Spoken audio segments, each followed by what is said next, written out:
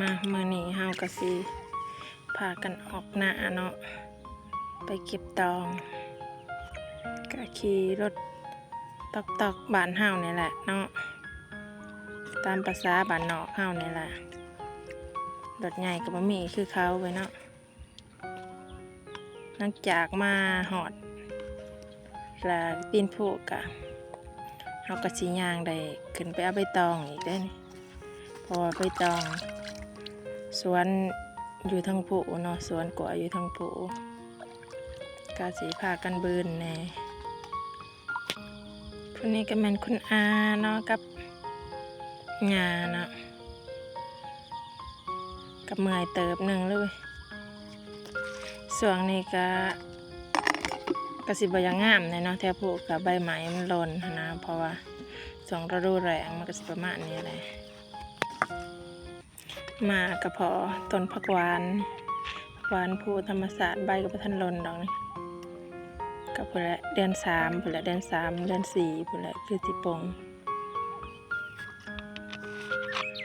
เมื่อยเศร้าเมื่อยก็ลุยต่ออีก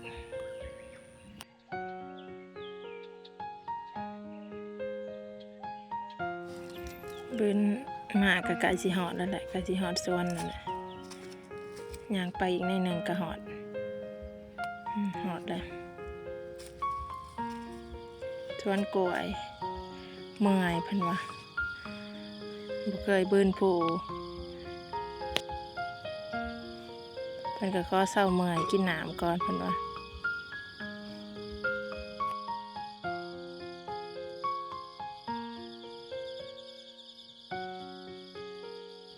หลังจากที่มาหอดแล้วก็ตัดเลยคุณอาเพิ่นก็ตัดเลยเนาะตัดตอง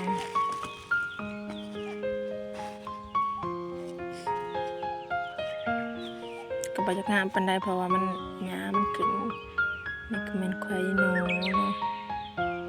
สิควายโนวายหั่นแหละกาวานะบ้านจุเจ้าเอิ้นโนอีหยังข้อยก็บ่ฮู้บ้านจุข่อยเอิ้นโนวายก็เป็นกำลังใจเพิ่นนี่แหละคอยกัน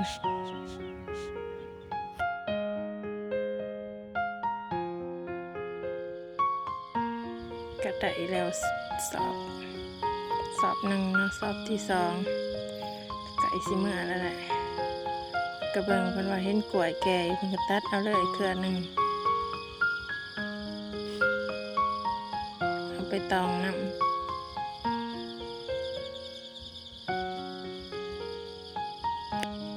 หลังจากที่ได้แล้วย่างลงอีกขาลงนี่สิบ่ปานใดเนาะขาลงนี่บ่เมื่อยนี่ขาลงนี่ก็ไปพอพักษาบอีกขากลับได้มัน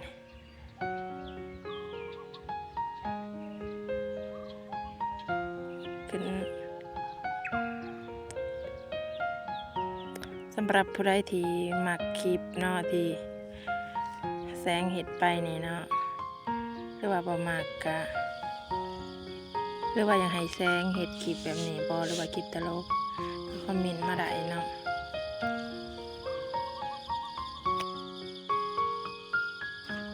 หลังจากที่หอดรถในกระหอยเพิ่นก็จื้อ